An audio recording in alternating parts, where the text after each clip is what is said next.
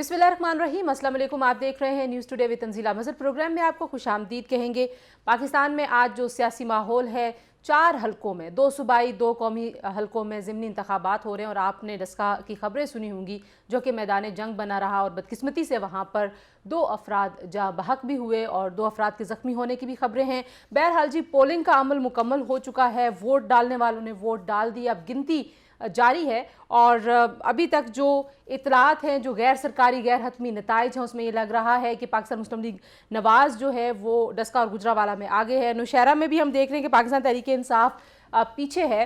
तो ये काफ़ी इंटरेस्टिंग जो है वो सिचुएशन होगी। आपने सिंध में भी देखा ज़िमनी इंतखाबात के जो नताइज आए, मेजॉरिटी जब आप देखते हैं माजी के जब ज़िमनी इंतखाबात होते हैं तो हमेशा जो सिटिंग गवर्नमेंट होती है उसको इसका बहुत ज़्यादा फ़ायदा होता है। दूसरी अहम चीज़ जो इस्लामाबाद में हो रही है वो सदारती रेफरेंस की समात है कि क्या शो ऑफ हैंड या ओपन बैलेट के ज़रिए सेनेट के इलेक्शंस होने चाहिए या खुफिया राय शुमारी ही बेहतर तरीका है। और वो जो दलाइल हैं वो पाकिस्तान के आइन फ्रेम करने वालों के विजडम के हवाले से भी बहुत सारे सवालात उठा रहे हैं और पाकिस्तान में किस तरीके से जमहूरियत ने आगे बढ़ना है उसके ऊपर भी बहुत ज़्यादा सवालात उठ रहे हैं। फिर कौमी असम्बली का इजलास था, वहाँ पर भी हमने देखा कि काफ़ी माहौल ख़राब था और किसने तकरीर पहले करनी थी, किसने नहीं करनी थी। स्पीकर पे अपोजिशन ने ये इल्ज़ाम लगाया है कि वो काफ़ी ज़्यादा जानिबदारी के साथ हाउस को चला रहे हैं। तो ये तमाम मामलात, इन पे बात करेंगे। सबसे पहले प्रोग्राम में मैं वेलकम कहूँगी सिराजुल हक साहब को, जो कि अमीर हैं जमात इस्लामी के,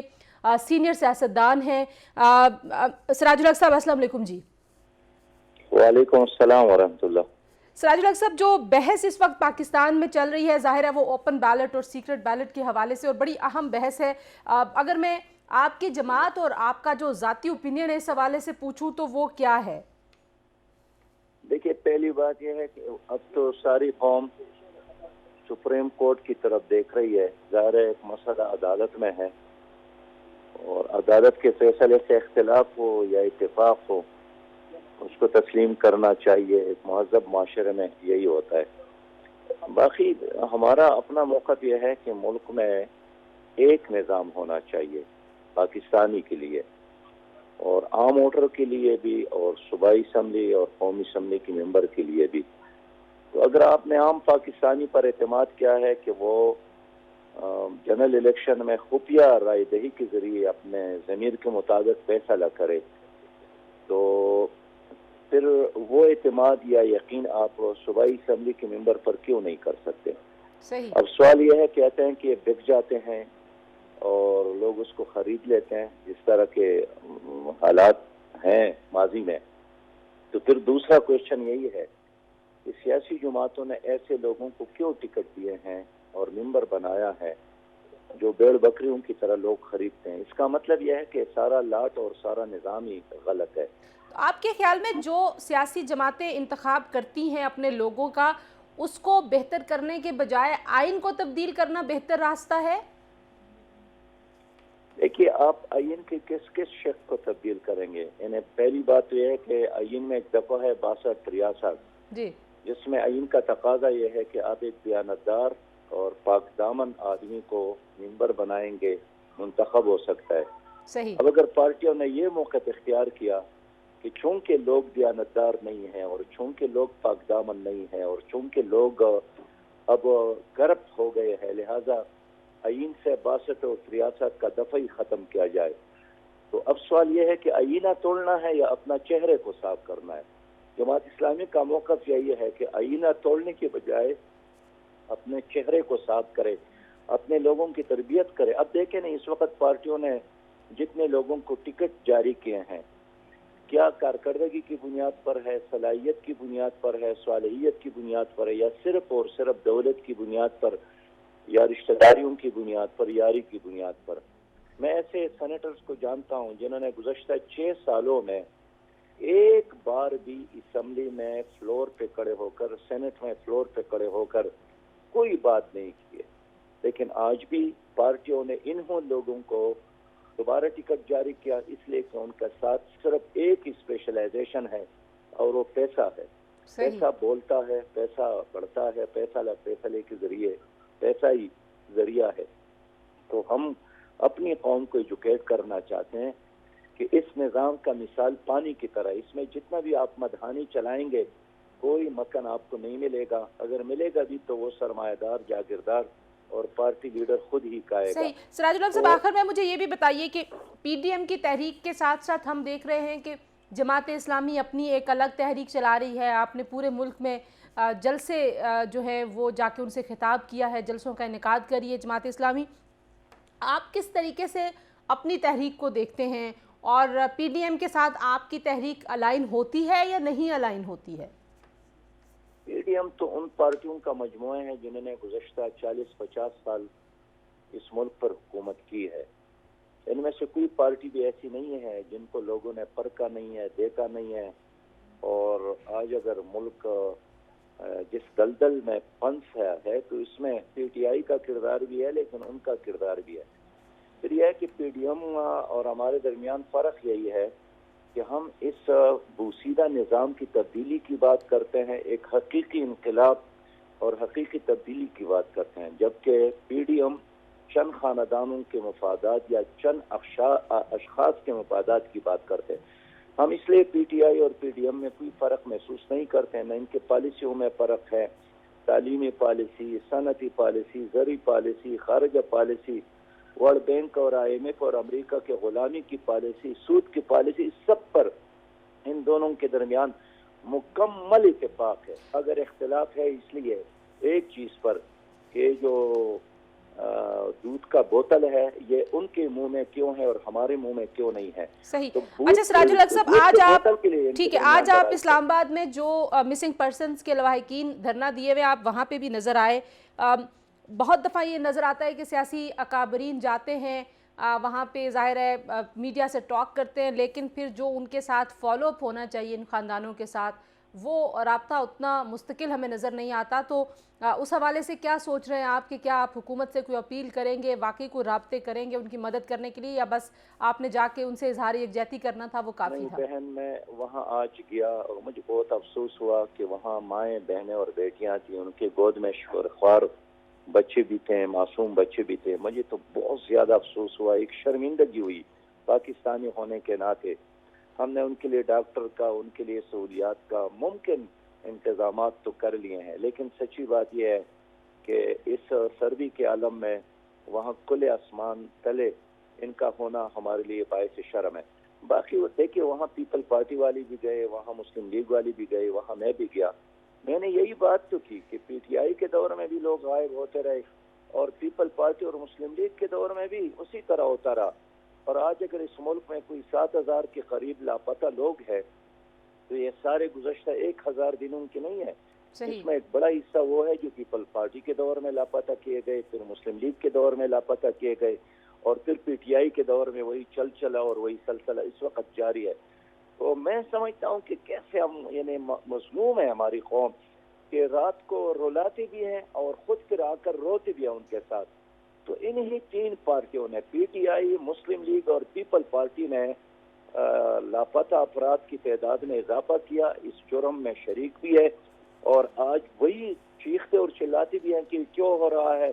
بابا آپ ہی نے تو کیا، مسلم لیگ کی حکومت تھی تو اس کے دور میں بھی ہوتا رہا، پیپل پارٹی کے دور میں بھی ہوتا رہا، اور آپ پی ٹی آئی انہی تمام کاموں کا محافظ ہے۔ تھینک یو سراج الحق صاحب ہم سے بات کرنے کے لیے، آپ کا موقف آ گیا جی، اور ظاہر ہے مسنگ پرسنز کا معاملہ ایک بہت سیریس معاملہ ہے، اور جب تک اس کے ساتھ کوئی فالو اپ نہیں ہوتا، ایک مستقل رابطہ ان خاندانوں کا نہیں ہوتا، اداروں سے اور حکومت سے تعاون نہیں ہوتا، شاید یہ معاملہ اسی طریقے سے لٹکتا رہے گا، اور ہم نے ماضی میں بھی دیکھا مختلف حصوں میں ملک کے اس طرح کے مظاہرے بھی ہوتے رہے۔ بہرحال پروگرام کو آگے بڑھاتے ہمیں جوائن کر رہے ہیں سینیٹر رانا مقبول احمد صاحب جو پاکستان مسلم لیگ نواز کے سینئر رہنما ہیں، نصرت واحد صاحب ہمارے ساتھ موجود ہے، پاکستان تحریک انصاف کی ایم این اے ہیں۔ نصرت اور رانا صاحب آپ دونوں کو میں خوش آمدید کہوں گی، اور تیمور تالپور ہمارے ساتھ تھوڑی دیر میں ہوں گے۔ رانا صاحب، آج ضمنی انتخابات میں ہم نے دیکھا کہ ڈسکا میدان جنگ بنا ہوا تھا، اور وہاں پہ حالات پہلے بھی نظر آ رہے تھے کہ شاید وہاں پہ گڑبڑ ہو سکتی ہے۔ آپ کس طریقے سے دیکھتے ہیں وہاں پہ کس کی ذمہ داری تھی سیکیورٹی کو یقینی بنانا، کس کی ذمہ داری تھی امن و امان کو قائم رکھنا، اور یہ کس کی غلطی ہے؟ کیونکہ ہم دونوں طرف سے ہی دیکھ رہے ہیں کہ بلیم گیم ہو رہا ہے۔ جی السلام علیکم جی، بہت مہربانی آپ کی۔ سراج الحق صاحب کو میں السلام علیکم کہتا ہوں جی. ہمارے دوست بھی ہیں اور ہمارے کولیگ بھی ہیں, ہمارے رہنما بھی ہیں, بڑی اچھی باتیں کرتے ہیں. آج کا جو ایشو ہوا ہے ڈسکا والا, یہ بڑا انفارچونیٹ ہے, چونکہ میری بیک گراؤنڈ بھی لا اینڈ آرڈر کے لحاظ سے جی کافی پرانا میرا ایکسپیرینس ہے ان ایشوز پہ. میں ایکسکلوسیولی اس میں ایڈمنسٹریشن اور پولیس فارمیشن کو ذمہ وار ٹھہراتا ہوں, کیونکہ یہ پولیٹیشین کا یا کسی کا سبجیکٹ نہیں ہوتا, نہ یہ گورنمنٹ کا ہوتا ہے نہ یہ کسی اور کا ہوتا ہے. This is primarily administration and the police command. اگر پولیس کمانڈ واقعی افیکٹو ہے, انہوں نے پلان ٹھیک کیا ہوا ہے اور پریونٹیو ایکشن لیے ہوئے ہیں, they are fully informed and they don't work under any pressure, تو سوال ہی نہیں پیدا ہوتا کہ اس طرح کے انسیڈنٹس ہوں.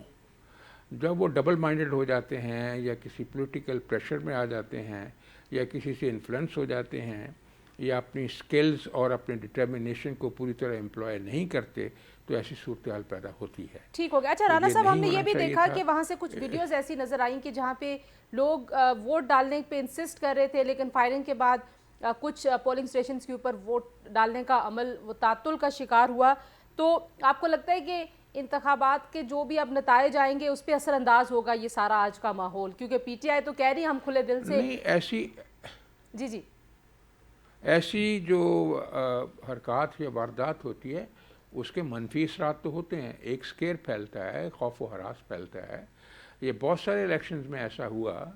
جب 1977 کا الیکشن ہوا تو اس وقت ویپن تو اتنے نہیں تھے, لیکن اس طرح کے ہی جو انسیڈنٹس ہوئے انہوں نے ساری بساط الٹ دی تھی. ٹھیک ہے, اس لیے اس کا ضرور اثر ہوا ہے لوگوں کے باہر آنے پہ بھی اور ووٹ ڈالنے پہ بھی. ٹھیک ہے. اچھا, میں اس کا جو امپیکٹ ہماری سیاست پہ ہونا ہے رانا صاحب, میں وہ بھی آپ سے پوچھوں گی. نصرت سے یہ سوال پوچھتے ہیں کہ کس طریقے سے امپیکٹ کرے گی, لیکن آپ کو یہ بھی بتاتے چلیں کہ جو ہمیں اس وقت کی صورتحال نظر آ رہی ہے, ایک تو NA45 جو کرم کا حلقہ ہے وہاں پر بھی ضمنی انتخاب آج ہوا ہے.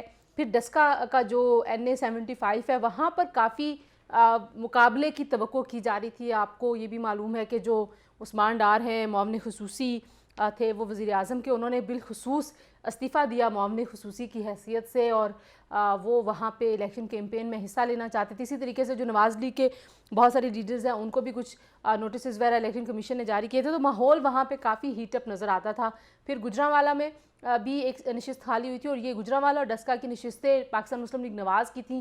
انٹرسٹنگلی دونوں جگہوں پہ خواتین ہیں کینڈیڈیٹ. ایک جو کینڈیڈیٹ فوت ہوئے ان کی اہلیہ ہیں, اور دوسری جگہ پہ ڈسکا میں جو افتخار صاحب کا انتقال ہوا تھا ان کی بیٹی کو یہ نشست دی گئی ہے, ان کو پارٹی نے ٹکٹ دیا ہے.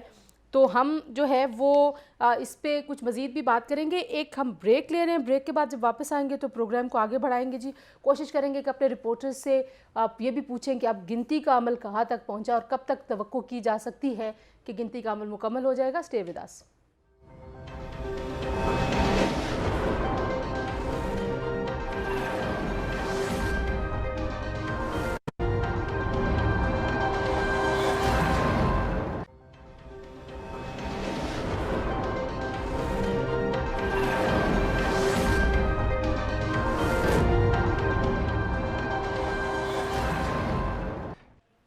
جی, پروگرام میں ایک بار پھر آپ کو خوش آمدید کہیں گے, اور بات ہم کر رہے ہیں کہ ضمنی انتخابات میں جو سندھ کی صورتحال ہمیں نظر آئی وہ کتنی اہم ہے پاکستان تحریک انصاف کے لیے, کیونکہ زیادہ تر لوگوں کا خیال یہ ہوتا ہے کہ جن کی مرکز میں حکومت ہو ان کو فائدہ ملتا ہے. بہرحال سندھ میں پیپلز پارٹی کی حکومت ہے, اس کا ایک بینیفٹ تو سٹنگ گورنمنٹ کا ان کو ملا ہی ہے. لیکن تیمور, آپ کس طریقے سے دیکھ رہے ہیں ابھی جو ٹرینڈز ہمیں نظر آ رہے ہیں پنجاب اور KP کے حلقوں میں جہاں پہ ضمنی انتخاب ہو رہا ہے, وہاں پر بھی اپوزیشن کے لوگ آگے ہیں, تو آپ کو لگتا ہے کہ جو PDM کے لوگ دعویٰ کر رہے تھے کہ ضمنی انتخاب جو ہے وہ پرفارمنس کے اوپر ایک طرح کا حکومت کو ایک ٹف ٹائم ملنے والا ہے, یہ اس کی عکاسی کر رہا ہے؟ بسم اللہ الرحمن الرحیم. Thank you very much for having me on your show. دیکھیں جی, یہ تو رد عمل آنا تھا اور اس رد عمل کا ہمیں انتظار تھا اور ہمیں انتظار آگے بھی رہے گا. باقی سیٹوں کا 2 سیٹیں ہماری جو ہم الیکشن جیت کے آئے ہیں, یہ بات تو بتانی چاہیے مجھے پڑے گی کہ پہلے بھی یہ سیٹیں دونوں پاکستان پیپلز پارٹی کے پاس نہیں تھیں, پر تھوڑا ڈفرینس آپ دیکھیں گی. یہ سانگڑ کی جو سیٹ تھی ہم جیتے تھے کوئی 6,000 کچھ کی لیڈ پہ, اور آج جو سانگڑ کی سیٹ ہے وہ ہم جیتے ہیں کوئی 40,000 کی لیڈ پہ. تو you see the difference of the lead, کس طرح سے لوگوں نے ریجیکٹ کیا ہے. ان کے کینڈیڈیٹ نے صرف 4,000 یا 4,500 ووٹ اٹھائے ہیں, جبکہ پہلے ان کے کینڈیڈیٹ نے سانگڑ سے ٹھیک ٹھاک ووٹ اٹھائے تھے. اچھا ابھی آ جاتے ہیں اس پہ, جو کراچی کی سیٹ تھی وہ بھی مرزا بلوچ صاحب نے جیتی تھی, اور تب بھی ہمارا وہاں پہ لیڈ تھی 6,000 کچھ کی. آج ہماری لیڈ وہاں سے 6,000 کے اڑ کر and it's gone up to 20,000. تو آپ سوچیں نا کہ کس طرح سے لوگوں نے ان کو ریجیکٹ کیا ہے, جس طرح سے جو زیادتی ظلم یہ لوگوں پر کر رہے ہیں. رات کو کوئی بیچارہ لائٹ آن کر کے نہیں بیٹھ سکتا, بجلی کہاں ان لوگوں نے قیمتیں پہنچا دی ہیں, پنکھا نہیں چلا سکتے آپ. صبح کے ٹائم جو بیچارہ عام آدمی اٹھتا ہے کام پہ جانے کے لیے, گیزر گھر میں ہوتے وہ گرم پانی سے نہیں نہا سکتا کیونکہ آپ نے گیس اتنی مہنگی کر دی ہے. تو یہ سب تو ان پہ آنا تھا نا, کس طرح سے عام آدمی بچوں کی اپنی فیس دے رہے ہیں, جو بدوائیں ان کو مل رہی ہیں, دوائیاں اویلیبل نہیں ہیں, پرائسز آف میڈیکیشن وہ بھی جو آپ کے 97 لائف سیونگ ڈرگس تھے ان کی آپ نے جو پرائس ہے 250% بڑھا دی ہے. تو آپ کو شاید آئی اس ایجنڈا سے ہے کہ آپ آئیں اور آپ جو اس ملک کے لوگوں کو مار دیں, بھوک سے ماریں, بیماریوں سے ماریں. تو یہ تو رد عمل کا ہمیں انتظار تھا, اور ہم چاہتے ہیں کہ جلد سے جلد انشاءاللہ لوکل باڈی الیکشن بھی ہوں, تاکہ یہ 100% پورے کم سے کم سندھ اور پنجاب اور KP کے سے تو وائنڈ اپ ہو جائیں گے میرے خیال سے. نصرت, آپ کس طریقے سے دیکھتی ہیں؟ ظاہر ہے آپ کی حکومت بار بار کہتی ہے ہمیں مشکل فیصلے کرنے پڑ رہے ہیں, بجلی کی قیمت 2 بار ایک ہفتے کے اندر بڑھ گئی, عام آدمی کی زندگی میں تو ابھی تک کسی قسم کی کوئی آسانی نہیں پیدا کر سکی PTI اپنے مشکل فیصلوں سے, عام آدمی کے مسائل وہیں کے وہیں ہیں. آپ کو لگتا ہے کہ یہ جو سیاسی ماحول بن رہا ہے اس میں اگر ضمنی انتخاب, ابھی تو ظاہر ہے بہت اٹس ٹو ارلی ٹو سے کہ کون جیتے گا کون ہارے گا, لیکن اگر آپ پنجاب اور KP بالخصوص KP میں بھی اگر آپ لوگ نہیں جیت سکتے تو یہ تو کافی مشکل ہوگا پاکستان تحریک انصاف کے لیے. جی بسم اللہ الرحمن الرحیم. تنزیلہ بہت شکریہ آپ کا اپنے پروگرام میں مجھے انوائٹ کرنے کا. دیکھیں اس وقت جو سچویشن ہے جس کی بات کر رہے ہیں تیمور صاحب کہ اتنے ووٹ تھے اور اتنے ووٹ لیے, یہ ایکچولی دونوں سیٹیں سانگڑ کی اور کراچی کی, یہ دونوں سیٹیں تھیں پیپلز پارٹی کی. یہ لوگ وہاں سے جیتے ہوئے تھے پہلے, اور دوبارہ بھی ان کو جیتنا تھا, سب کو پتا تھا. اس میں کوئی اس طرح کی وہ چیز نہیں ہے کہ خدا نخواستہ عوام ڈس اپوائنٹ ہو گئی ہے یا عوام بہت پریشان تو ہے, ڈیفینیٹلی ہے, مہنگائی کی وجہ سے بہت پریشان ہے. لیکن جہاں تک اس کی بات ہے کہ کیا لوگ پیپلز پارٹی کی طرف جا رہے ہیں, یہ دیکھ کے کہ پچھلے 40 سال سے انہوں نے کیا کیا کچھ ان کو ترقی دے کے کہاں پہ پہنچا دیا ہے. ابھی تو ہمیں صرف 2.5 سال ہوئے ہیں, اس پہ اتنا شور اور ہنگامہ اور بلیم گیم چلنا شروع ہو گیا ہے کہ میں حیران ہوں کہ پچھلے 40 سال سے یہ حکومت کر رہے ہیں اور ان لوگوں نے کیا ایسا کر لیا ہے جس کی بیس پہ بندہ کہے کہ بہت بڑا کام کیا ہے. 2-4 ہاسپٹل بن گئے ہوں گے, تھوڑے سے پانی کے پلانٹ لگائے ہیں جو کہ چلتے ہی نہیں ہیں تھر میں, یا اس طرح کی کوئی اور 2-4 چیزیں. لیکن ایکچوئل جو عوام کے لیے خوشحالی لے کے آنی چاہیے تھی ان تمام عرصے میں, وہ اس میں سے انہوں نے کیا کیا. آپ کو پتا ہے کہ تقریباً سارے کے سارے ان کے لیڈرز جو ہیں, سارے تو خیر نہیں 100% نہیں, لیکن بہرحال بہت زیادہ لوگ انوالو ہیں کرپشن کے کیسز میں اور سب کچھ. اور مہنگائی کی جہاں تک بات ہے اس کا عوام کو بھی اندازہ ہے کہ مہنگائی جو ہے وہ کیوں ہوئی ہے, اور ظاہر ہے جب آپ IMF کے پاس جاتے ہیں تو وہ ان کی شرائط ہوتی ہیں جو آپ کو ماننی پڑتی ہیں. اور پھر انٹرنیشنلی جب پیٹرول مہنگا ہوگا تو پاکستان میں بھی مہنگا ہوگا, جب پیٹرول مہنگا ہوگا تو لوگ آٹومیٹکلی چیزیں مہنگی کر دیتے ہیں. لیکن آپ خان صاحب نے تو پچھلے ہمیں یہ کہا تھا نا کہ میں IMF نہیں جاؤں گا, نظر آ رہی ہیں. خان صاحب تو کہتے تھے نا, یہ خان صاحب کہتے تھے IMF نہیں جاؤں گا, ہم اس طرح کی ہاں بالکل کہتے تھے نہیں جاؤں گا, لیکن بات یہ ہے نا کہ کیا یہ کتنا خزانہ چھوڑ کے گئے تھے کہ جس کی بیس پہ ہم نہ جاتے. کوشش تو کی, آپ کو پتا ہے 1.5 سال بہت کوشش کی کہ کسی نے ہم نہ جائیں IMF کے پاس, خود سے کچھ جنریٹ کر لیں, جو لوگوں سے جو اپنے دوست ملکوں سے جو قرض دیا تھا اس سے کچھ ہو جائے. لیکن بہت بڑا ہمارے اوپر قرض کا بوجھ تھا جس کو اتارنا بہت ضروری تھا, اس کے لیے ہمیں جانا پڑا. ظاہر ہے اب ایک ہاتھ سے لیں گے اور ایک ہاتھ سے دیں گے, یہی ہو رہا ہے. ٹھیک ہے. اچھا ذرا میں ذرا رانا صاحب سے پوچھ لوں نصرت, کہ آپ کہہ رہی ہیں کہ جو جس طریقے سے خزانہ خالی کر, رانا صاحب آج عمر ایوب صاحب نے قومی اسمبلی میں, خیر ان کی تقریر پہ بڑا ہنگامہ بھی ہوا, لیکن انہوں نے کہا جی کہ ہر ایک چیز جو بھی ابھی غلط ہو رہی ہے نا, جو بھی اگر ہمیں بجلی کی قیمت بڑھانی پڑ رہی ہے, مہنگائی کم نہیں ہو رہی, پاکستان میں جو بھی برا ہو رہا ہے وہ پاکستان مسلم لیگ نواز کی وجہ سے ہو رہا ہے اور پاکستان پیپلز پارٹی کی وجہ سے ہو رہا ہے، تو آپ کو لگتا ہے کہ یہ 5 سال تک حکومت یہ بات کہہ کے عوام کو مطمئن رکھ سکے گی؟ دیکھیں جی، it's a very faulty defence. ہمیں اپنا سیلف انالیسس بھی کرنا چاہیے، پراپر انٹروسپیکشن بھی. Let's tell true to ourselves. مجھے یہ بتایا جائے کہ جو شوگر کی شارٹیج ہوئی ہے اور اس کی اتنی قیمتیں بڑی ہیں، اس میں آئی ایم ایف کا کیا تعلق ہے اور باقی چیزوں کا کیا تعلق ہے؟ یہ basically unfortunately this team lacks craft how to handle things. میں نے اپنی زندگی میں نہیں دیکھا کہ جو ویٹ امپورٹ کی جا رہی ہو، یہ تو ایگریکلچرل کنٹری ہے. اس کا مطلب یہ ہے کہ وہ کہتے ہیں نا کہ there has to be some method even in madness. They failed in their methodology اور ان کی امپلیمنٹیشن کی سائنس کا ان کو اے بی سی نہیں آتا. اگر یہ کوئی یہ اناؤنس بھی کر دیں کہ چیزیں ہم یہ کریں گے، وہ نہیں یہ کر سکتے. سر کس کو نہیں آتا؟ رانا صاحب بندے تو سارے پرانے ہیں. حفیظ شیخ وہی ہیں، شاہ محمود قریشی وہی ہیں، جو ان کے ایڈوائزرز ہیں. عمر ایوب بہت سارے جماعتوں میں رہے ہیں، پیپلز پارٹی کے ساتھ بھی، نون کے ساتھ بھی، کاف کے ساتھ بھی. لوگ تو پرانے ہیں، کس کو کیا نہیں آتا؟ نہیں ایسی بات نہیں ہے. بیسیکلی تو ایک انسپریشنلی ایک لیڈرشپ ہوتی ہے جو چیزوں کو پش کرتی ہے. آپ نے دیکھا نہیں انرجی پلانٹ کیسے لگے ہیں؟ آج ہم اندھیروں میں بیٹھے ہوتے ہیں، کیسے لگے ہیں؟ روڈ انفراسٹرکچر کیسے بنا ہے؟ ٹرانسپورٹ کی فیسلٹی کیسے دی گئی ہے؟ اور یہ سیکیورٹی کے ارینجمنٹ کیسے کیے گئے ہیں؟ لا اینڈ آرڈر کو کیسے بہتر کیا گیا ہے؟ اور جو پولیس کی اسٹرکچرل ریفارمز کیسے کی گئی ہیں؟ لیبارٹری کس نے بنائی ہے؟ اور یہ جو ایلیٹ کس نے بنائی ہے؟ جس نے فائٹ کیا ہے ٹیررزم کے خلاف، سی ٹی ڈی کس نے بنائی ہے؟ ٹھیک ہو گیا. اور کتنی وائٹل آرگنائزیشن. اچھا مجھے ایک بریک لینی ہے. آپ نے شوگر اور ویٹ کا ذکر کیا ہے تو یہ بھی ایک بڑی اہم خبر ہے کہ جہانگیر ترین صاحب دوبارہ سے ایکٹیو ہو گئے ہیں اور وہ انہوں نے حفیظ شیخ کو اپنے تعاون کی یقین دہانی کرا دیا. اور کیا جہانگیر ترین کے واپس ایکٹیو ہونے سے وہ جو تھوڑا سا 10 اور 12 کا فرق لگ رہا تھا پی ڈی ایم کے لوگوں کو کہ ہم کر سکتے ہیں حاصل، کچھ پی ٹی آئی کے ناراض لوگ ہمارے ساتھ آ سکتے ہیں، کیا وہ معاملہ اب ٹھپ ہو گیا ہے؟ کچھ اس پہ بھی بات کریں گے بریک کے بعد. اور جہانگیر ترین صاحب پی ٹی آئی کے مورل سٹینڈرڈز کے حساب سے کہاں کھڑے ہیں، اس پہ بھی بات کریں گے. ہمارے ساتھ رہیے.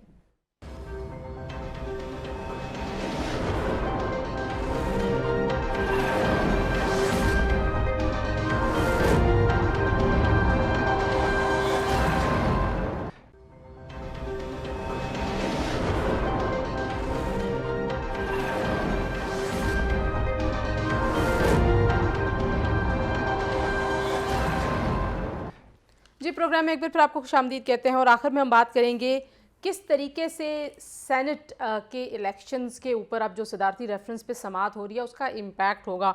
تیمور، ہم نے کافی گہما گہمی دیکھی ہے. بڑی خبریں چل رہی تھیں کہ جہانگیر ترین صاحب نے جو ہے وہ یسر رضا گیلانی کی حمایت کا اعلان کیا ہوا ہے، لیکن آج پتہ چلا کہ وہ تو حفیظ شیخ صاحب کی حمایت کر رہے ہیں اور انہوں نے بڑی یقین دہانی بھی کرائی ہے. اور اگر آپ کو پتہ ہو، یاد ہو تو وہ حفیظ شیخ کو لانے والے بھی وہی ہیں. تو اب کہاں پہ آپ دیکھتے ہیں چانسز یسر رضا گیلانی کے بالخصوص، کیونکہ سب سے زیادہ جو انٹرسٹنگ مقابلہ نظر آ رہا تھا وہ حفیظ شیخ اور یسر رضا گیلانی کا ہی نظر آ رہا تھا. دیکھیں بیسکلی جس ٹائم پر گیلانی صاحب was prime minister of Pakistan تو وہ ہمارے منع کرنے کے باوجود نا بڑے یار باش آدمی تھے اور اپنے سارے دوستوں کو نے بڑا نوازا ہوا ہے، چاہے وہ سکیمز ہوں، نوکریاں ہوں. اور میں آپ سے بات کر رہا ہوں فنکشنل لیگ والوں کو، کاف لیگ کو، نون لیگ کو، تو ان کی ایک بڑا ہی سرکل تھا دوستوں کا اور میں سمجھتا ہوں وہ سب ان سے رابطے میں ہیں، صحیح نام لیے بغیر میرے خیال سے.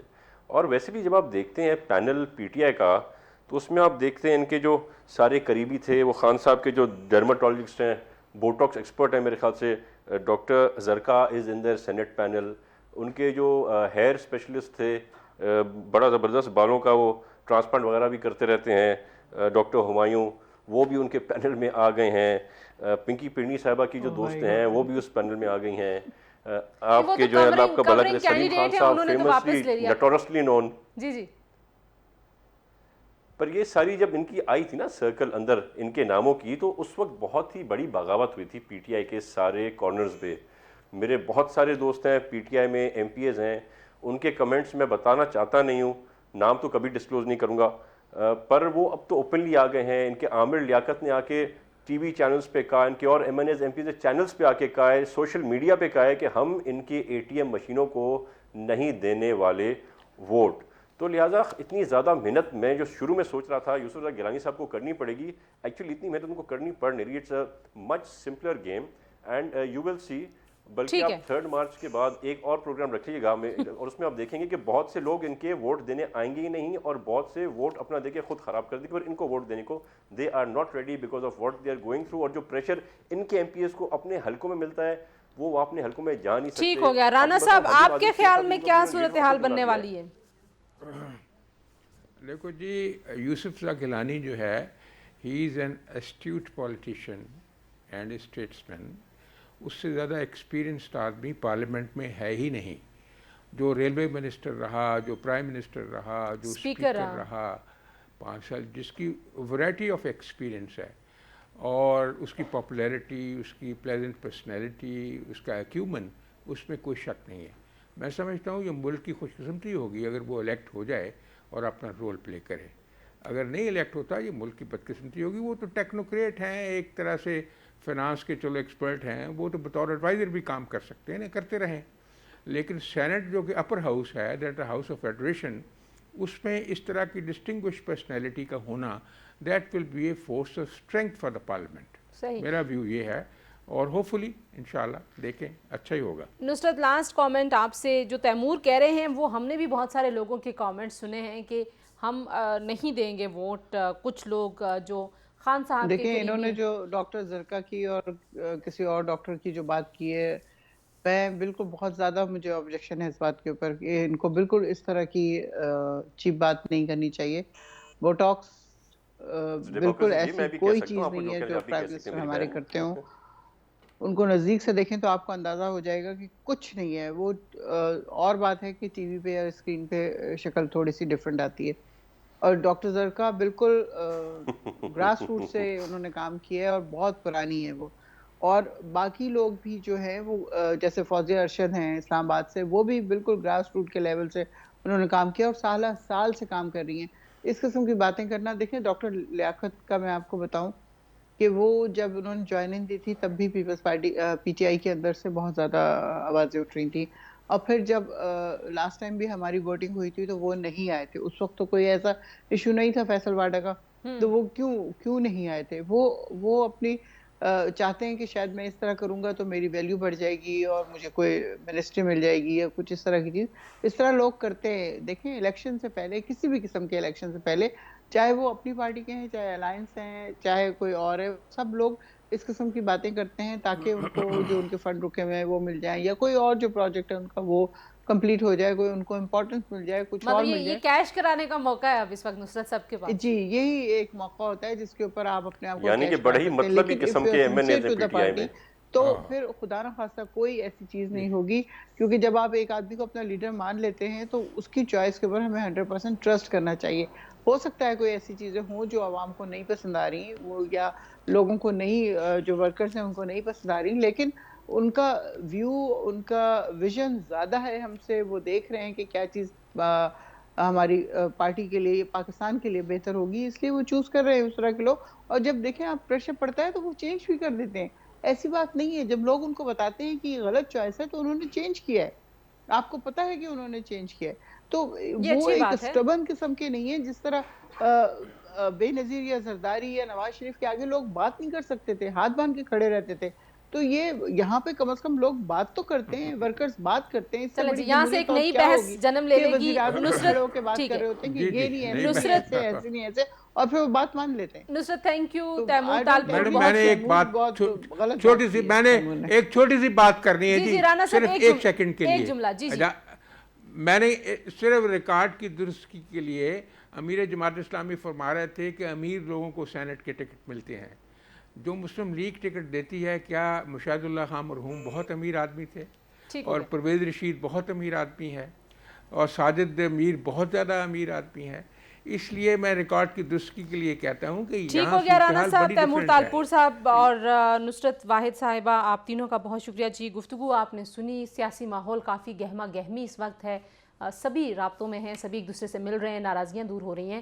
سینٹ الیکشن کے کیا صورتحال ہوگی، صدارتی ریفرنس کا فیصلہ اس میں سب سے زیادہ اہم ہے، جس کی طرف سب کی نظر لگی ہوئی. آج سے پروگرام کے لیے اتنا ہے جی. اپنا خیال رکھیے. خدا حافظ.